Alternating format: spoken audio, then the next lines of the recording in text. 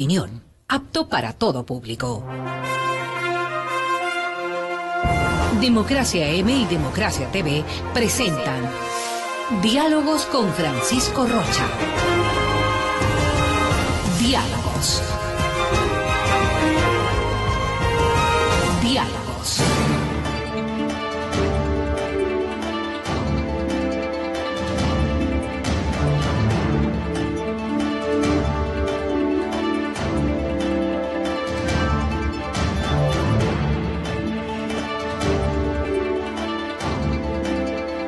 Buenas tardes, estamos comenzando Diálogos. Están con nosotros ya el doctor Milton Luna y el señor doctor Ciro Guzmán. Él es el abogado de la Unión Nacional de Educadores, que estos días enfrenta, bueno, en estos días ya un tiempo, enfrenta una decisión jurídica de las autoridades de gobierno. En todo caso, vamos a tratar el tema de la UNE por un lado. Milton Luna, ustedes conocen, es un especialista en temas de educación. Él ha estado en el Acuerdo por la Educación en el Ecuador.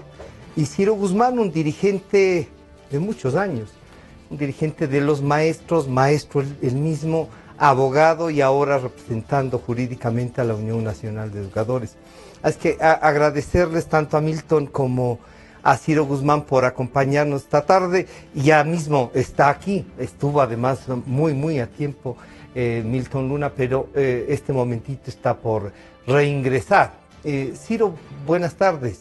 Buenas tardes. Saludamos también a nuestros radioescuchas de la 920 y al canal de YouTube, ¿no?, que nos sigue.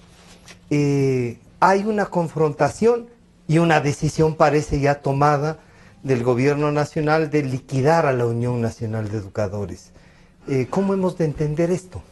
Bueno, debemos entenderla desde nuestro punto de vista como una continuación de lo que ha sido un signo político en el gobierno de Rafael Correa.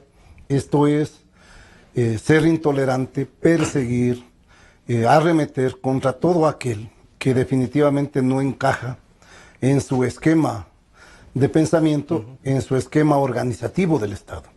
Toda aquella organización o ciudadano individualmente que resiste a la propuesta política o a las acciones del gobierno, acaba siendo procesado, perseguido, enjuiciado, judicializado, encarcelado, y en el caso de las organizaciones sociales, acaban siendo pues disueltas o por lo menos afectadas. ¿Cuáles son los argumentos base? Se dice que no han cumplido, que no, los argumentos base que tiene el gobierno y las autoridades del régimen para iniciar esto que ya denominan la liquidación y la desaparición de la UNE.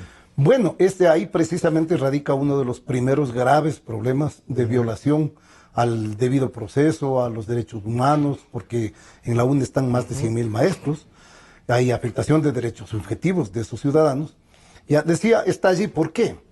Porque mira, cualquier persona, diríamos más o menos, que de alguna manera tenga un leve conocimiento del derecho, sabe que para iniciar un procedimiento tiene que hacerse de manera, diríamos, motivada. ¿Qué significa motivada? Es decir, diciendo cuáles son los hechos presuntamente incorrectos, diríamos, ilegales, las infracciones que tú has cometido. O que no han cumplido. Y sobre esa base, con estas infracciones, cuáles son las normas que tú has violado y por ende cuál es la sanción a la que podrías hacerte acreedor. Y bien, eso tendría que ser un procedimiento. Y este es el debido proceso. Bien, en el caso que nos ocupa de la UNE, este es el auto de inicio del procedimiento administrativo de disolución de la UNE. Expedido el 20 de julio del 2016 a las 11 horas, notificado el 21 y suscrito por el licenciado Fernando Alberto Llanes Valareso, que es el subsecretario de Educación del Distrito Metropolitano de Quito. Como tú ves, esta es una página y media. En la primera página lo que hay es la historia de cuándo fue fundada la UNE, mediante qué decreto, o en las competencias que tiene el ministro, que le ha delegado al subsecretario, etcétera, etcétera. ¿Ya? Y en la parte realmente pertinente, lo que se dice es lo siguiente, numeral quinto, de la revisión y análisis del expediente de la Unión Nacional de Educadores, que nosotros no lo conocemos, ¿ya? Se determinó que dicha organización social presuntamente incumplió con el artículo 22, numeral 7 del decreto 16 o 739, que señala incumplir con obligaciones previstas en la Constitución, la ley y este reglamento. Sexto, en virtud de lo expuesto, se concede, bueno, al amparo del artículo 76, 7 de la Constitución, derecho a la defensa, se concede a la UNE 15 días para que presente pruebas de cargo y descargo.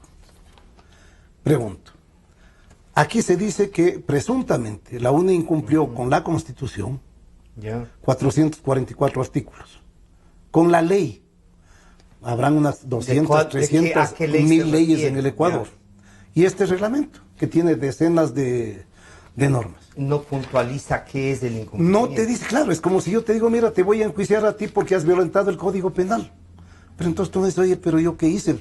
Asalté, cometí un homicidio, violé. Bueno, ¿en dónde es que yo me encuentro? Claro.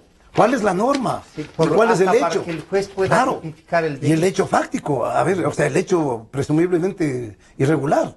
Ya, ¿en qué fecha ocurrió? ¿Dónde ocurrió? ¿Cómo ocurrió? Yo te pateé a ti en el suelo, te rompí la nariz el 20 de agosto. Ah, ya. Y con eso, pues, violenté tal norma. ¿No es cierto? Esto es todo. Es decir, por lo tanto, lo que dice el ministro afuera de que la UNE no inscribió la directiva, que la UNE no presentó el estatuto, que la UNE... Eso es pura palabrería. Porque no está en la resolución. Porque no está para empezar en la resolución. Debieron haber puesto tiene un problema muy grave. Esto le coloca a la UNE en indefensión. Porque si yo no sé, y eso lo dice el artículo 8 de la Convención Americana, 76.7 de la Constitución, bueno, y todos los convenios y tratados internacionales de derechos humanos. Si yo no te digo a ti de qué te estoy acusando, por qué te voy a procesar, automáticamente te estoy colocando en indefensión. Claro, te estoy lanzando al suelo y dejándote ahí y empezar a agredirte ahí. Claro, entonces, nosotros frente a esto que nos notifican el 21 de julio, presentamos este escrito.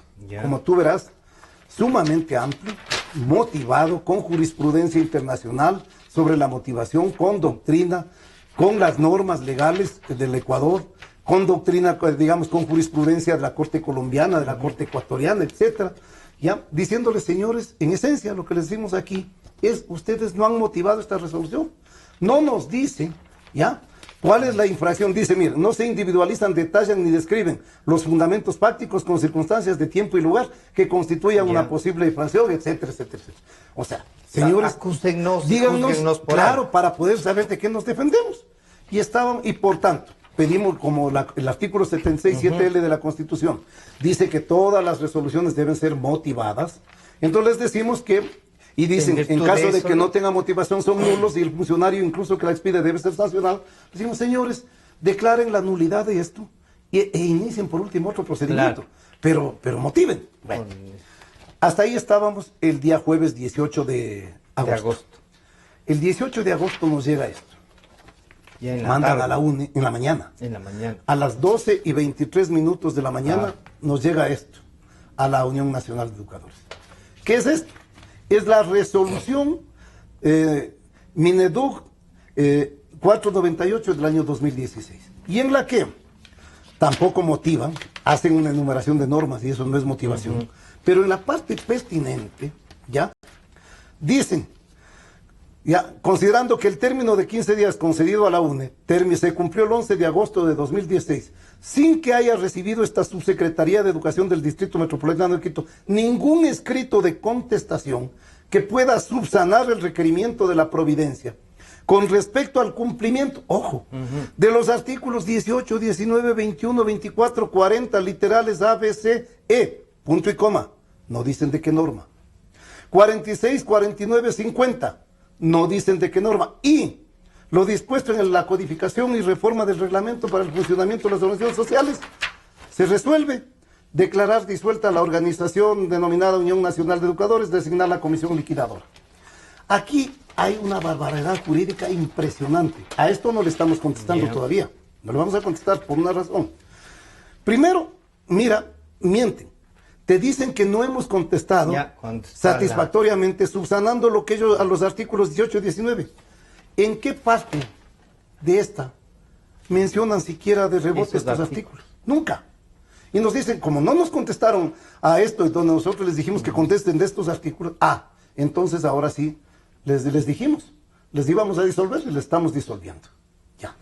Bueno, ya nos preparábamos para defendernos de esto, para impugnar este acto en derecho. Cuando a la tarde, y esto sí ya raya, es lo insólito, yo he conversado con decenas de abogados en estos días, de todo tipo, administrativistas, ya. A la tarde nos llega esto, y esto sí que ningún abogado entiende. A las 4 de la tarde, con 7 minutos, nos llega la respuesta ¿a qué? Al pedido de nulidad que nosotros habíamos hecho en nuestro escrito. Y que dice que no hay presentado nada. Y entonces ellos nos responden diciendo, esta Subsecretaría de Educación del Distrito Metropolitano de Quito niega la petición realizada por la Unión Nacional de Educadores por ser improcedente. Pero aquí cometen una barbaridad jurídica, como yo les digo, están inaugurando un nuevo derecho. ¿Cómo es posible que dentro del mismo juicio administrativo, sobre la misma materia, ya, tengas tú 2 resoluciones el mismo día, la una en la mañana, al mediodía, y la otra en la tarde? Y en la que en la una te matan, porque te disuelven, y en la tarde te dicen, no está muerto, señor. Sabe que frente al escrito que usted nos presentó, le negamos. Es decir, en la tarde nos dicen, vea, usted nos pidió administrar este suero, ya, o que nosotros le pongamos suero, nosotros le decimos, no hay para qué ponerle suero, vea nomás qué se pone. Pero ya a la mañana le maté, pues. Entonces, esto sí que ya no entiende nada, esta incongruencia procesal, ya. Esta traslocación de tiempos en el proceso, nadie lo entiende. Lo elemental y lo lógico sería primero esto. Claro, y después dar por terminado la con esto no se terminaba el proceso queda abierto. Claro. Ya, entonces supone que vendrán otras cosas y entonces puede venirnos esta providencia. Claro, pero ¿cuál es el efecto jurídico de esto? Que nos colocan nuevamente en indefensión. Porque ahora tú tienes, la Constitución te garantiza el derecho a recurrir de cualquier resolución, auto, etc. Muy bien, ¿de cuál recurrimos? ¿Recurrimos de este que nos mató en la mañana? ¿O recurrimos de este que nos niega un recurso intermedio, es decir, dentro del proceso, y en la tarde que nos dice siguen vivos? Claro. Para contestar a esto tenemos 3 días. Para contestar a esto depende del camino que tomemos. Ya, porque podemos presentar un recurso de reposición, podemos presentar una apelación, pero ¿cuál recurso presento? ¿A cuál le hago caso? Ya, esta es la gravedad. Y termino con esto. Por favor. Ya. Y resulta que aquí, mira, ya nombran la comisión liquidadora. Ya. Y ahí violan una cosa gravísima. El estatuto, el propio decreto 16, dice que la misma autoridad que disuelve, en este caso Ministerio de Educación, efectivamente designará una comisión liquidadora con miembros de la organización, ya para que proceda con los bienes, siempre y cuando el estatuto de la organización no contemple ¿cómo se ha de liquidar? Lo contrario, claro, no contemplo. Nosotros tenemos, no sé si está por aquí, no está aquí, el estatuto de la UNE. ¿Ese es el que dicen que no han presentado? No. Es que ahí es que mira la cantidad de falsedades. Bueno, el estatuto de la UNE que está vigente, inscrito, publicado en el registro oficial por orden del Ministerio de Educación, ¿ya? En su artículo 57 dice, ¿ya? En el caso de disolución, los dirigentes de la UNE, con la opinión de sus afiliados, dispondrán de los bienes. Por tanto, aquí no procedía. Ya, el artículo, había que aplicar el artículo 24 del decreto 16 o 739 que dice que se nombrará comisión salvo que la organización tenga determinado un procedimiento. En este caso lo tiene.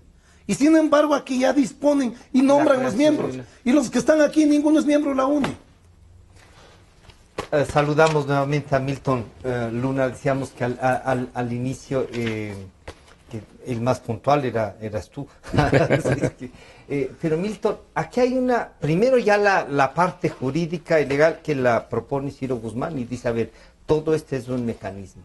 Pero hay una cosa adicional y ustedes en el Acuerdo Nacional de la Educación que lo han venido haciendo, trabajando y siguiendo, una de las cosas que este gobierno un poco se ha vanagloriado es haber un poco quitado a la Unión Nacional de Educadores la dirigencia, pero y así todo se ha mantenido la organización, más allá de todo lo que el gobierno ha hecho. Y dice, este no es un sindicato, esta es una organización que no tiene nada que ver, ya obviamente ya no tienen estas relaciones de cobrarles las cuotas en virtud de los salarios y el ministerio era la agente de retención, estas cosas, la han ido debilitando. Pesa mucho esta idea de que el gobierno le quitó al antiguo Movimiento Popular Democrático la dirigencia de la UNE, y claro, como un gran éxito, dicen, ya no están ellos ahí. ¿Cuál es la lectura, en cambio, desde acá? Milton, bienvenido, gracias por acompañarnos. Gracias, Francisco. En primer lugar, de lo que Ciro nos relata, es más o menos referirse a Kafka, ¿no? El famoso novela El Proceso. Es decir, no hay, digamos, en esa descripción, es enfrentarse a una situación de indefensión total frente a unas acusaciones que no están fundamentadas y en un derecho que prácticamente... Que lo van innovando todos los días. No existe, pues. Y eso es muy grave. Yo creo que este mensaje que se está dando al país con esta experiencia es absolutamente grave en todos los ámbitos, ¿no? Y obviamente esto también para quienes hacen la economía redunda también a ese nivel. Refiriéndome a tu pregunta en específico, nuestro movimiento del Contrato Social por la Educación, por supuesto, ha venido observando con mucha atención un aspecto que nos parece importante que se lo coloque sobre la mesa para darle otra lectura a esta situación de la UNE, ¿no? Y es que en los últimos años se ha ido consolidando un modelo de sistema educativo que a su vez guarda relación con un modelo de Estado que se lo ha ido construyendo desde el 2007 en adelante y que es definitivamente un modelo de corte autoritario, en donde lo fundamental de ese modelo, al menos para educación, ha sido sumamente claro y para otras áreas también, es la reducción sistemática de los espacios democráticos y de deliberación y de construcción democrática que el país, mal o bien, lo ha ido construyendo en su historia, ¿no? Esto es sumamente complicado y complejo respecto a el decurrir y a lo que uno podría ir señalando como la construcción de un proyecto nacional y en este caso de un proyecto educativo. Y es que es absolutamente imposible, y ya nos vamos dando cuenta de las consecuencias, de ir construyendo políticas públicas que se sostengan y políticas públicas que profundicen la democracia sin la participación de los actores. Entonces, si no participan todos los actores, Estado, sociedad, y en el caso las organizaciones, en el caso concreto de la educación, hablamos del propio Estado, por supuesto, el Ministerio de Educación, pero estamos hablando de los maestros, estamos hablando de los estudiantes, y estamos hablando de los padres de familia. Pues es decir, no puede haber calidad de la educación, no puede haber un proyecto educativo. Un escritorio. Exactamente, desde un escritorio instalado en Atahualpa y Amazonas, ¿no? Y de un super Ministerio de Educación que concentra, hace, dice, se desdice y hace esta cantidad de cosas que nos están comentando en este momento. Este creo que es tal vez el telón de fondo que debería preocuparnos sobremanera, porque las consecuencias que esto tiene, obviamente, sobre la democracia, sobre el derecho, sobre la restricción de las libertades, en este caso de asociación y de organización y de expresión en el país, son tremendas, pero también hay una repercusión sobre lo que significa la calidad de la educación, ¿no? Porque definitivamente la calidad se sienta sobre la base del ejercicio de los derechos humanos a plenitud en todas las áreas y particularmente en las aulas y con el ejemplo. Entonces esto tiene consecuencias a ese nivel, a un nivel múltiple y particularmente en educación a un nivel más profundo, ¿no? Ahora, de hecho, el gobierno esgrimió desde un inicio de su gestión ni tan inicio de su gestión, diría desde el 2008, 2009, como uno de los responsables de la crisis educativa al sindicato, ¿no? Nosotros hemos señalado que hay múltiples causas de la crisis de la educación en el Ecuador. Probablemente una de las causas haya sido determinado tipo de uso o de abuso, de determinado tipo de acciones del sindicato en algunos de los años que tuvo ese ejercicio. Pero no se le puede achacar la crisis de educación a un solo factor y Y con esto encubriendo las responsabilidades de múltiples mayores, además del Estado. El Estado, organizaciones internacionales que han financiado el país, que han impuesto y que impusieron en determinado momento agendas educativas en el país. Es decir, la crisis de la educación tiene múltiples causas. Por supuesto. Y en 10 años deberían haber encontrado una respuesta. Exactamente. Y el tema es que ese es el punto. La calidad, la educación en general y la calidad de la educación está en estos 10 años más deteriorada que antes en varios andariveles, ¿no? Y en varios niveles muy preocupantes que los hemos analizado aquí mismo en este espacio. Entonces a mí me parece que con esta experiencia me parece que se están expresando de mayor manera una suerte de afianzamiento del Estado autoritario, lo cual es sumamente peligroso y habría que ir precisando las consecuencias que esto puede tener, más aún en un momento que se supondría está de salida el gobierno, ¿no?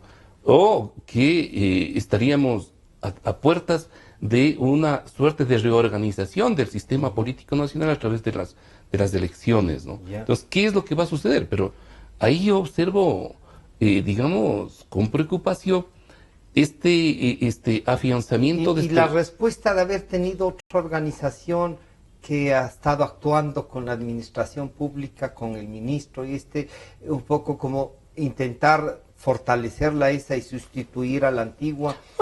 Eso no significaría que, claro, en el discurso no dicen estamos rescatando la educación de las manos de estos perversos de la Unión Nacional de Educadores.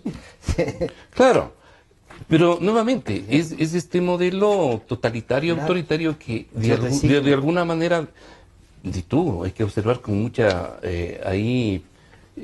precisión y cercanía lo que sucedió en México, ¿no? 70 años del PRI, donde desde el Estado, desde el gobierno, se creaban organizaciones ad hoc al gobierno. Pero eso, nuevamente, es una limitación de la democracia, porque no es que tú estás auspiciando a la organización de la gente, sino que estás utilizando a la gente para afianzarte en el poder, que es otro modelo, ¿no? La organización social dependa de una institución como el de participación ciudadana no están aplicando. Absolutamente. O sea, yo decido quiénes son los que participan en nombre de los ciudadanos. Y es una aberración en términos de todo lo que significa precisamente los conceptos de democracia y de participación como tal, y de profundización, en este caso, de las libertades, ¿no? De organización, en fin. Pero en lo que significa esta experiencia, por ejemplo, la mexicana como tal, es la creación desde el gobierno de organizaciones ad hoc, creadas, por supuesto, por la fortaleza que coyunturalmente pueden tener los gobiernos y por una serie de mecanismos, finalmente, clientelares que hacen que una cantidad de gente se congreguen, les asignan determinado tipo de roles y en este caso de membretes, llamados en muchos momentos para confrontar en unos casos sindicatos, y para eliminar al otro, ¿no? Pero por supuesto, y para controlar de esa manera la expresión social, liquidar o intentar liquidar otras expresiones sociales y para edulcorar bajo la figura o la imagen de decir, vean, somos un partido revolucionario, el partido revolucionario institucional en el caso de México, en el caso de aquí la denominada Revolución Ciudadana, decir, bueno, se está creando un sindicato para ad hoc y nuevamente que sí representa, van a decirnos. Pues, ¿no? Claro, pero representan a su organización, a su partido, a lo que fuere, ¿no? Claro. Y en este caso, lamentablemente, dando una imagen falsa de lo que significa la construcción democrática y la participación de los actores, en este caso en las políticas educativas, ¿no?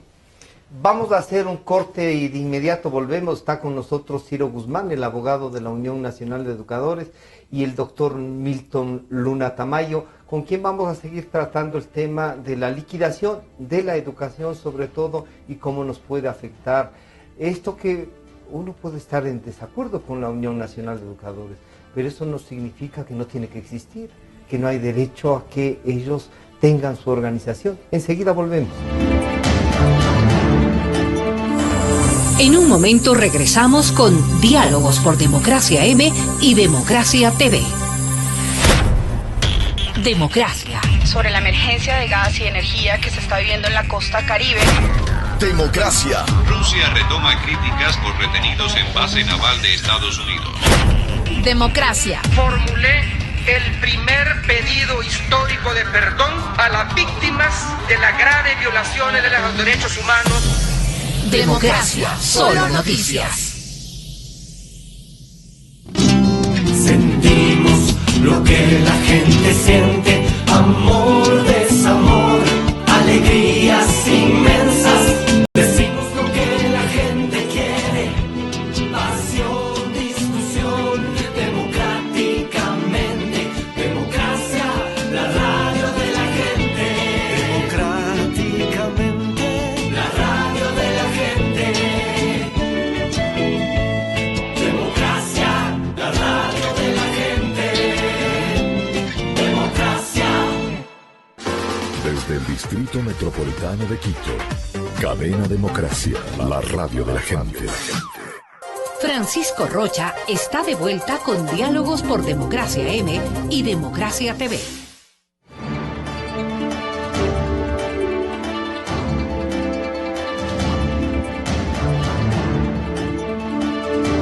Estamos de regreso ya y estamos conversando. Claro, Ciro Guzmán decía, jurídicamente tiene varios espacios y yo les comentaba tanto a Milton como a Ciro Guzmán que aquí hay una actitud política, no sé si es de reivindicación y cuánto le podría dar esta reivindicación de haber exterminado a la Unión Nacional de Educadores. Ciro, ¿qué sienten ustedes? Porque ustedes respaldaron al inicio el proceso de la Revolución Ciudadana. Y es una de las organizaciones a las que más duro les ha dado durante estos 10 años el gobierno. ¿Sienten que había necesidad de golpearles tanto? ¿De que discrepaban tanto con ustedes que les invitaron a venir y después les golpean? ¿Cuál es la lectura real? Ya no esta jurídica que la vemos que está esta otra lectura política de qué quieren hacer con ustedes. Bueno, yo creo que los miembros de la Unión Nacional de Educadores deben sentir lo mismo que siente todo el pueblo ecuatoriano. Es decir, nosotros con mucha expectativa, y yo me incluyo entre los que apoyó entusiastamente este proyecto de Rafael Correa, lo hicimos convencidos de que en su propuesta ideológica, programática, que si bien no era de izquierda, sin embargo tenía elementos democráticos, progresistas, patrióticos, existía la posibilidad real de dar un salto adelante en el país, de cambiar el país. Y yo creo que incluso el inicio del gobierno tuvo elementos interesantes, porque si tú miras ahora, ¿qué queda del Correa que se oponía, por ejemplo, a la base militar norteamericana en Manta?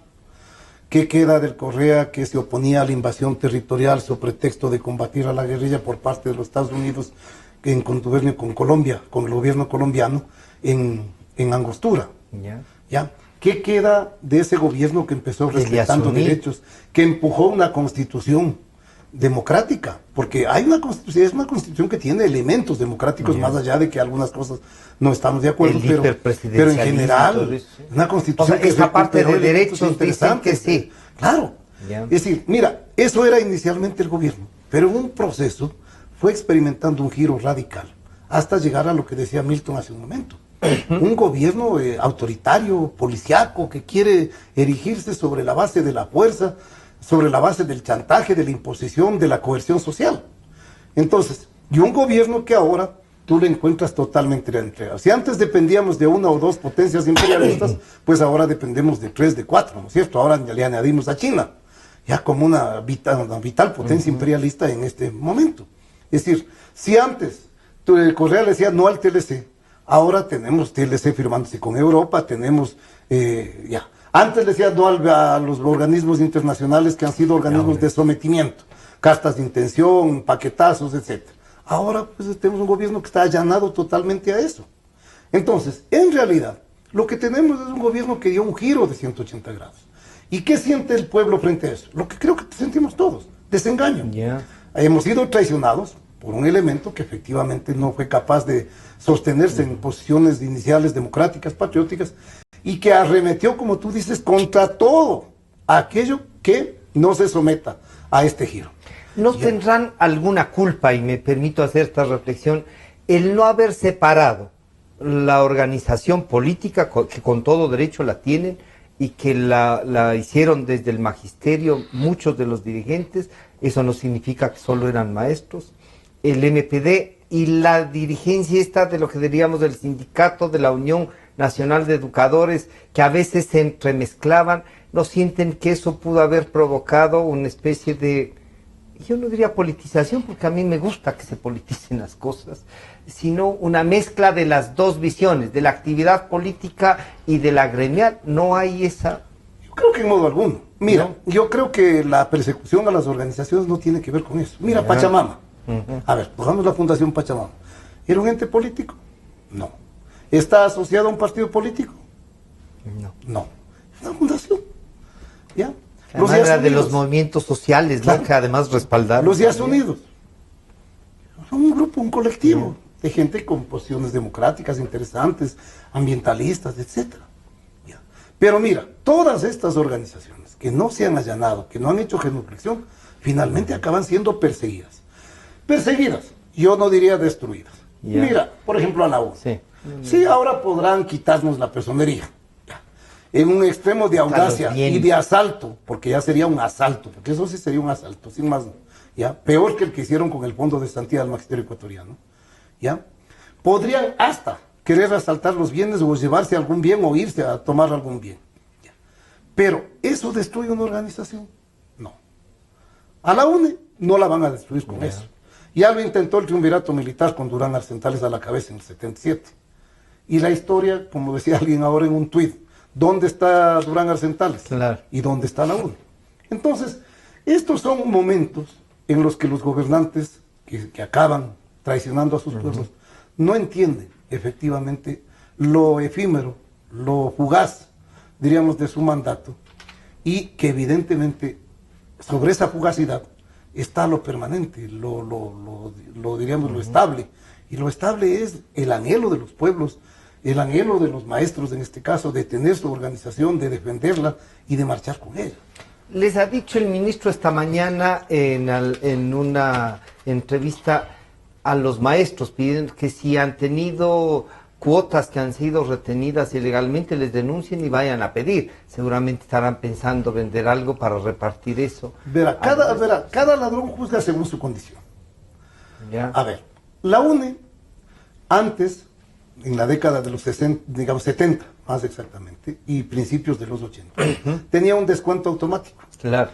Es más, tenía una afiliación automática. Una afiliación automática. Maestro que recibía su nombramiento. Y estaba afiliado. Maestro que estaba afiliado a la UNE. ¿Por qué? Porque y diríamos, en cierto grado esto era explicable, porque era una especie de afirmar la necesidad de la organización. Y toda esa corriente de los años 60 se afirmó en los años 70 y tenía expresiones, diríamos, incluso en el ámbito estatal como estas. Digamos, no era tan democrático, pero había un acuerdo para que decirse eso, pero en realidad, digamos, igual que decíamos nosotros, igual que decíamos en la universidad. Claro. Matricularse en la universidad es matricularse en la fe, güey. Claro. Ser miembro de la FEU. Y podía votarse por quien quiera al interior. Es el gremio de los estudiantes, ¿no es cierto? Ya, muy bien. El descuento se hacía vía rol. El ministerio descontaba. Era el agente de retención. Claro, el agente de retención. Era el agente de retención. Cuando ya surgieron los conflictos con los gobiernos, la acción de lucha de la UNE, etcétera, los gobiernos poco a poco empezaron a deslindar. Pero dijo, no les voy a descontar. Y bueno, en la época, acuérdate, del Cacho Vera. También. Ahí también ahí le quitaron totalmente los aportes a la UNE. Y pensaron que el magisterio pues tenía una especie de snob nomás con la UNE. Y no era así. Vieron otros gobiernos, vino y finalmente nadie va a estaba obligado. Y los maestros se reafiliaron ellos mismos. Los maestros fueron a reafiliarse en el local y van a pagar ahí sus contribuciones. Por eso es que es una falacia que el gobierno llame y te diga, a ver, vengan los que quieren denunciar que la UNE se ha llevado la plata. No, porque los maestros son los que van, yo voy y te entrego en el local, por mi propia voluntad, cada mes. Ese nivel de disciplina social, debe hablar mucho de la fortaleza y de la identidad que tienen los maestros con su organización, igual que la tenemos los abogados. Mira, a los colegios de abogados, que antes eran los órganos encargados de certificar la acreditación profesional, tú no podías ejercer la profesión si no ibas con el carnet del colegio de abogados. Vino el famoso foro de abogados, y quisieron imponernos al inicio incluso que solo quien tenga el carnet del foro puede ejercer la profesión de abogado. Bueno, ya no es obligatorio el carnet de afiliado al colegio para ejercer la profesión. Pero mira, el colegio de abogados de Pichincha tiene 14,000 agremiados. Ya, que cada año vamos y pagamos nuestros $100, que es lo que cuesta la afiliación. Al año. Al año, ya. Vamos y pagamos para tener el carnet. ¿Cuánto paga un maestro? Un maestro paga ahora dependiendo de su voluntad. Ah, ya no es. Ya no es, porque antes era un porcentaje, ahora ya no. Lo hace porque yo quiero ir, yo maestro quiero que mi organización exista. Y voy y pago. En la UNE. Y no tiene un mínimo. No tiene un mínimo, no tiene un máximo. O sea que no se podría decir, le han cobrado de más. Más, nada. Entonces mira, todo esto que ellos votan es simplemente una cortina de humo, yo diría, para ir tapando todas las arbitrariedades. O sea, imagínate, este procedimiento hecho de la manera más primitiva y brutal, ¿no es cierto? Ya que niega todo derecho, resulta que como el ministro de Educación lo quiere tapar, bueno, ahora le viene Teleamazonas, y la verdad es que quedó arrinconado ahí sin saber qué decir, ¿no es cierto? Claro, porque persiguen, por ejemplo, destituyen a Juan Cervantes. ¿Y por qué lo destituyen? Al vicepresidente de la ONU. Va la presidenta a Ginebra, a la reunión de la ONU de Derechos Humanos. Entonces, queda encargado el vicepresidente. El Congreso de la ONU se hace en mayo. Normalmente, es la institución más democrática, la única que tenía elección universal de sus dirigentes, por propia decisión de la ONU, no porque alguien le obligue, la única. Ya, va a Ginebra la presidenta, el vicepresidente viene a Quito luego del Congreso, y como presidente encargado va a entregar al Ministerio de Educación el nuevo estatuto, aprobado en el Congreso con algunos cambios, es decir, un estatuto con reformas, ¿no es cierto? Y toda la documentación que respalda. La nómina de los casi 2,000 delegados que asisten al Congreso. Entonces, no. Mira, ¿qué te dice el ministro Fuera? Nada, que no. Entrega esa documentación. Eso entrega el 30 de junio. El ministerio no responde, porque esa ha sido la tónica durante estos 3 años, 4 años. No responde. Nosotros, frente a eso, presentamos un pedido de silencio administrativo, una certificación de silencio administrativo, y nos contestan, diciendo que no, que ellos sí han contestado. Nos contestan con un escrito, con un oficio de fecha 1 de agosto, y en realidad nos entregan el 11 de agosto. ¿Ya? El 11 de agosto. Con lo cual queda desmentido, no había estatuto. Ya, con lo cual hay estatuto, hay el estatuto vigente. Nosotros presentamos uno para que inscriban en las reformas hechas de ese estatuto. Eso no estaría hecho, pero hay uno vigente. Sí, pero está uno vigente, claro. y además, estamos pidiendo dentro del término correspondiente. ¿Ya? Ellos nos dicen, señores, les aceptamos esto y hagan algunos ajustes. Y que la UNE presente entonces las observaciones a eso y no hay problema. Y ahí inician el procedimiento de disolución. Milton, aquí hay una cosa que, claro, yo he visto en algunas personas, no sé si satisfacción o como decir, como alguien les paró a la UNE que controlaba este sindicato. Yo siempre digo, a mí políticamente me parece que si uno logra hacer una organización, la maneja, la cuida, la representa y es realmente representativa, está bien que represente esos derechos, ¿no? Pero le preguntaba a Ciro, y él dice que no, esta mezcla de la actividad política militante de un partido y de un sindicato, ¿cómo la ven en la educación ustedes? ¿Es de alguna manera perjudicial o no necesariamente? A ver, a mí me parece que cualquier, digamos, expresión gremial es muy importante en términos de que representa a los intereses de los asociados, ¿no? Ahora, dentro de los asociados puede haber múltiples visiones e intereses y afiliaciones políticas. Entonces, la habilidad, creo yo, de un gremio, finalmente, es ser y representar a sus afiliados de la manera más digna, y eso creo que es el éxito, ¿no? De quien efectivamente conduce. Permanece. Así es.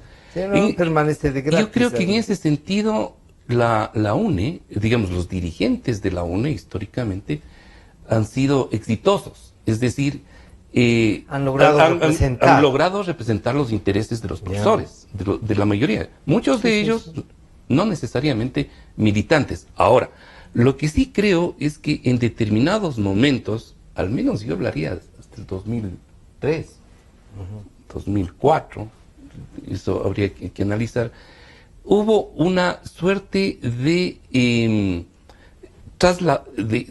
que se traslaparon, se unieron, se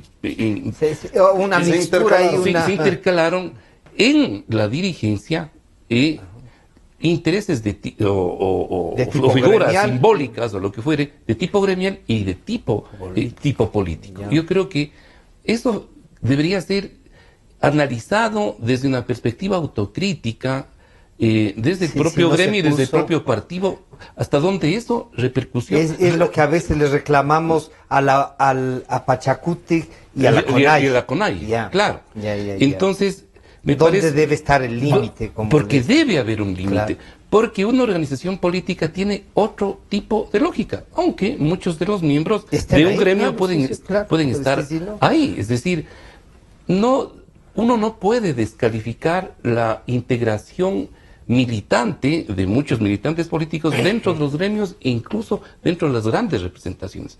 La habilidad, en este caso, reitero, de un representante de un gremio es que no confunda los dos niveles. Entonces, ¿cómo es? Habría que hacer esta revisión. Es legítimo lo uno y es legítimo lo otro. Lo que no está bien, y eso es muy complejo resolverlo en términos políticos, es cuando se confunden los roles y las situaciones, ¿no? De todas maneras, yo creo que los contradictores políticos, en este caso del MPD, fueron muy hábiles también en ubicarle políticamente y no gremialmente. Exactamente. Y en este caso establecer un solo rostro de dependencia total. Que a la larga perjudicó, digamos, y eso es lo que de alguna manera tú señalabas, frente al gran público, los errores de uno y de otro, o también los aciertos de uno y de otro, ¿no? Entonces, necesariamente yo creo que esto tiene que llevarles sobre todo, esa es una recomendación que públicamente yo también he hecho a los amigos de la UNE, a hacer una revisión autocrítica de eso. Pero el momento. Pero hay una cuestión, claro. Pero eso también es su rol y es su derecho, ¿no? Claro, pero eso tiene repercusiones políticas, pero claro, hay una cuestión de la historia, seguramente hasta el 2004, 2005, pero desde el 2007, otra es la historia. Yo creo que en este caso, a mí me parece que nuevamente, al menos para ser honestos en términos políticos, me parece que ya de manera sistemática los dirigentes de la UNE fueron estableciendo otro tipo de roles, de perfiles e incluso de construcción de discursos y sobre todo de relación con las bases, ¿no?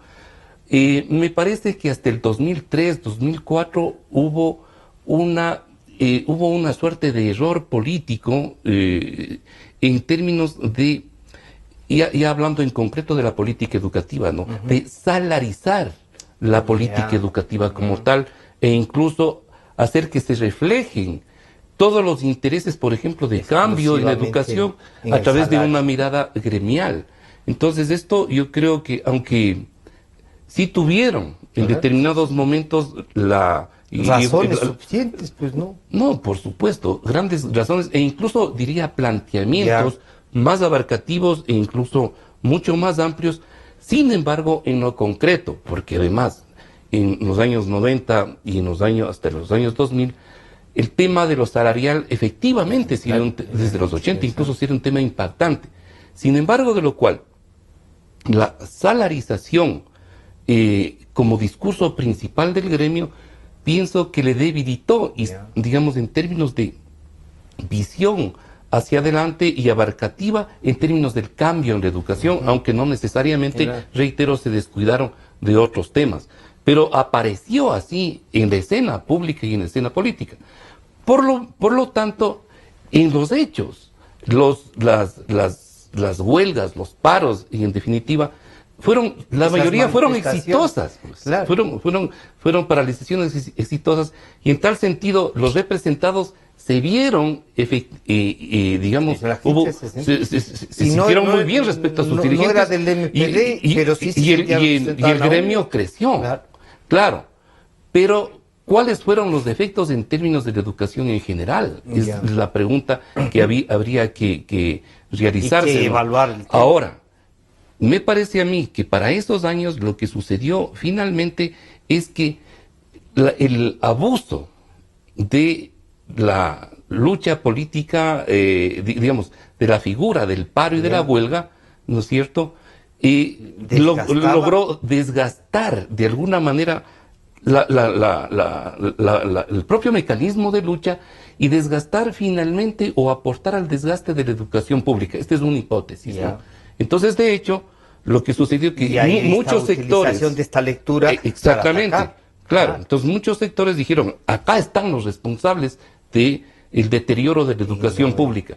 Claro, lo que no se fijó en ese análisis, lo que decía al inicio de esta conversación, es que habían múltiples otros factores. Y efectivamente, el gremio defendió e incluso yo creo que exitosamente y puso a cortapisas a que el modelo neoliberal que venía sentándose en el país se frene. Pero claro, los costos finalmente de eso es que a la larga también la educación como tal, la educación pública como tal, fue afectada, ¿no? Entonces yo creo que esos son análisis que tienen que nos pueden servir ahora para pero por supuesto esto que enfrentar. Ahora, lo que hace finalmente este gobierno es aprovechar del descontento de ciertos sectores de la población y decir, y acrecentar poner ahí un culpable, ¿no? Claro, pongamos un culpable y de esta manera, además un culpable al que le vamos a sancionar, o sea, una Mary Zamora representada en la UNE, a la que realmente uno estudia el caso de Mary Zamora y dice que son cosas, o sea, ¿qué pasó? Por favor, terribles, claro. ¿no?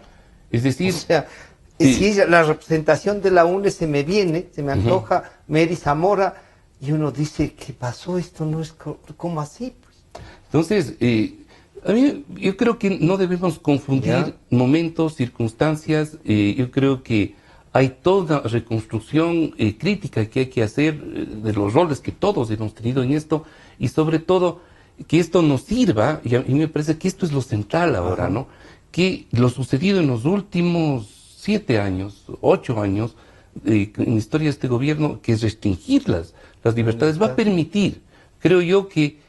y yo coincido con Ciro en este caso, porque hay también una lectura histórica, no es que se va a extinguir la ONU, todo lo contrario. Yo creo que la ONU y la agremiación va a fortalecerse finalmente, pero lo virtuoso de todo esto es que también unas ideas renovadoras. Exactamente, que la reconstrucción y la nueva legalización de este ataque burdo aparezca finalmente en una matriz democrática. Es decir, la construcción de un gremio que efectivamente, y ha venido haciendo esfuerzos por una construcción más democrática, y con este pretexto yo creo que habría que profundizar el sentido de la democracia del gremio, y obviamente con las distancias respectivas de los partidos políticos. En general. Porque aquí la crítica también es a todos y particularmente al gobierno. Maestros, claro, porque este momento, entre comillas, fundó su sindicato. Claro. Ciro, se nos está terminando el tiempo, pero en estos minutos, los pasos a seguir de inmediato y la ciudadanía, ¿qué le piden ustedes a la ciudadanía? Bueno, en el ámbito jurídico, mira, no se ha agotado el proceso. Nosotros el día de hoy a las 10:30 hemos entregado este escrito en la Dirección de Educación, digamos en el Ministerio de Educación, en el que en esencia solicitamos que se revoquen las 2 providencias del día 18 que nos han colocado en el libro jurídico, en la indefensión, y de esa manera, diríamos, un poco se retome el cauce del proceso.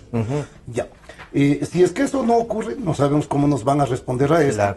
Si es que ello no ocurre, pues... ¿Hay una comisión? ¿Habrá una comisión? De hecho, todavía nos quedan recursos en sede administrativa. Vamos a plantear el recurso de reposición. Para eso tenemos 15 días que se cumplen el 2 de septiembre. Si es que nos niegan el recurso de reposición, apelaremos. Para eso tenemos 15 días más después de que nos nieguen. Tenemos el recurso extraordinario de revisión en sede administrativa. Y luego, Cuando se agoten esos, iremos a la función judicial, al contencioso administrativo, y a los organismos en el ámbito, internacionales.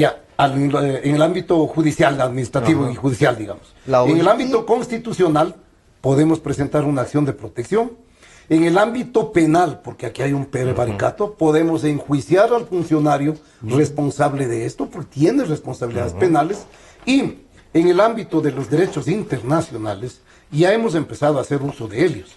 Nosotros presentamos ya la semana pasada, presentamos ante la Comisión Interamericana el pedido de medidas cautelares. Y si es que nos corresponde hacerlo dentro de la acción constitucional, también lo haremos. Este es el pedido que presentamos a la Comisión Interamericana. ¿Ya? Y entonces vamos a decir, mecanismos existen todavía, una gran cantidad. Obviamente tenemos que respetar tiempos, tenemos que hacerlo en un marco de los tiempos, de las necesidades, y la UNE, pues no, a la UNE no le van a derrotar fácilmente. Las medidas, de hecho, del gobierno, en esto sí tengo que ser enfático, tendrán una respuesta también de hecho. Si el gobierno, al margen del derecho, quiere asaltar, por ejemplo, las instalaciones de la UNE, pues el gobierno tendrá que responder ante los maestros. De lo que ha dicho Milton, enseguida, de lo que ha dicho Milton, sí nos lleva a una reflexión de la organización de Unión Nacional de Educadores. Indudablemente. Indudablemente, mira, yo creo es un aporte para mejorar. Eso significa que hay que recomponer con todas las el espacio para la crítica y la autocrítica jamás ha estado cerrado en la Unión Nacional de Educadores. Yo no soy dirigente de la UNE, no he sido nunca dirigente de la UNE, por lo tanto no puedo hablar a nombre de ellos. ¿Ya? Pero han estado vinculados, tanto que desde el abogado, maestro. Yo creo que también tenemos que evitar visiones muy, diríamos, absolutas. Ya. Por ejemplo, yo estoy de acuerdo en que en la década de los 80, 90, uno de los elementos principales de la acción de la UNE era sus reivindicaciones, no solo salariales. Ojo, la UNE luchaba mucho, por ejemplo, por el fortalecimiento de la educación fiscal. Por la defensa del laicismo. Se mejoraba el salario y se calmaba todo. Si hay alguien que tiene mérito, me parece a mí, en la defensa, por ejemplo, del laicismo en la educación, es la UNE. Es la UNE. Y propuestas también. Lo que pasa es que la acción en general, como decía Milton, se la orillaba hacia el tema salarial, o sea, el enfoque que se hacía hacia la opinión pública era, los maestros es salario, ¿no es cierto? Pero en realidad yo creo que sí, nosotros necesitamos hacer, junto con la ciudadanía, me refiero nosotros a la sociedad, efectivamente necesitamos plantear opciones, propuestas, alternativas. El país necesita organizaciones fuertes y realmente que efectivamente no estén ancladas ni al viejo pasado, ni al reciente pasado. Porque mira, tanto daño nos hizo el viejo pasado y tanto daño nos ha hecho el reciente pasado, porque ya también, Correa tiene 10 años.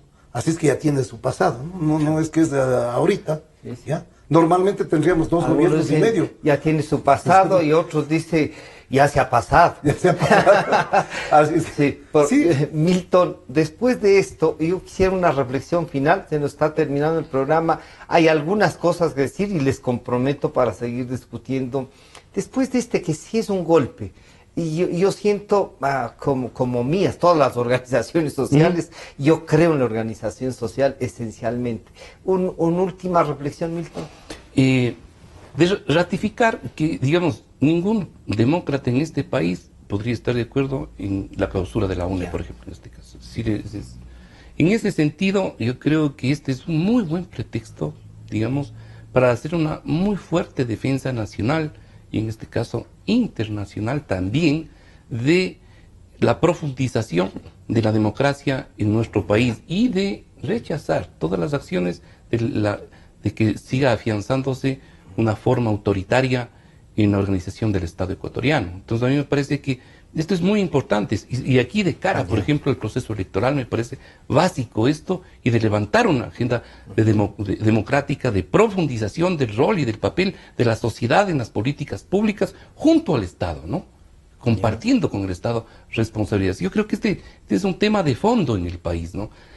Sobre esta base, nosotros, al menos como contrato social, hemos levantado una solidaridad pública con la UNE, nacional e internacional, porque nosotros somos parte de un colectivo internacional que se llama campaña latinoamericana por el derecho a la educación y de la campaña mundial por la educación. Entonces, ustedes ya notificaron sí, a todos. se ha notificado y este momento ya está levantándose tanto una comunicación a nivel latinoamericano, internacional y mundial, y al mismo tiempo está realizándose, elaborándose una carta al ministro de Educación, redactada por nuestra presidenta, que es la presidenta de la campaña mundial y latinoamericana. Yo la suscribo como también como parte del contrato social, en el sentido de señalarle al ministro de Educación que dé pasos atrás en esta medida. Es decir, no cabe, yo creo que la disolución de la UNE cabe en este caso necesariamente el que las organizaciones puedan desarrollarse a plenitud, y más bien el Estado debe ser un garante de eso, ¿no? para que la sociedad civil se exprese y se organice. Ese es un Estado laico, ese es un Estado democrático, un Estado que crea las condiciones para que los ciudadanos puedan expresarse, organizarse libremente. Toca recuperar la democracia. Toca recuperar la democracia, toca recuperar el sentido, por ejemplo, de lo que mucho se ha señalado en estos últimos años, de lo que planteó de alguna manera la revolución. El tema de la laicidad en las relaciones sociales y de las expresiones democráticas como fundamento precisamente del desarrollo de un país distinto, ¿no? Yo quiero agradecer a Ciro Guzmán y a Milton Luna, con quien hemos conversado el tema de la UNE y la educación. Como les decía, les comprometemos para seguir debatiendo el tema de la educación, que es esencial. Dos personas que conocen, y ahora Ciro está como abogado de la UNE. Veamos cómo se desarrolla el tema. La ciudadanía debe estar pendiente. Creo que tenemos que interesarnos con lo que pasa con la sociedad. Gracias a nuestros radioescuchas de la 920. Este programa a partir de las 3 de la tarde estará ya nuevamente a la disposición de ustedes para que lo puedan revisar. Y agradecer nuevamente a Ciro y Milton por acompañarnos. Nos encontramos el día de mañana, que estará el vicealcalde electo Eduardo del Pozo y el primer encargo como alcalde de Quito. Hasta mañana.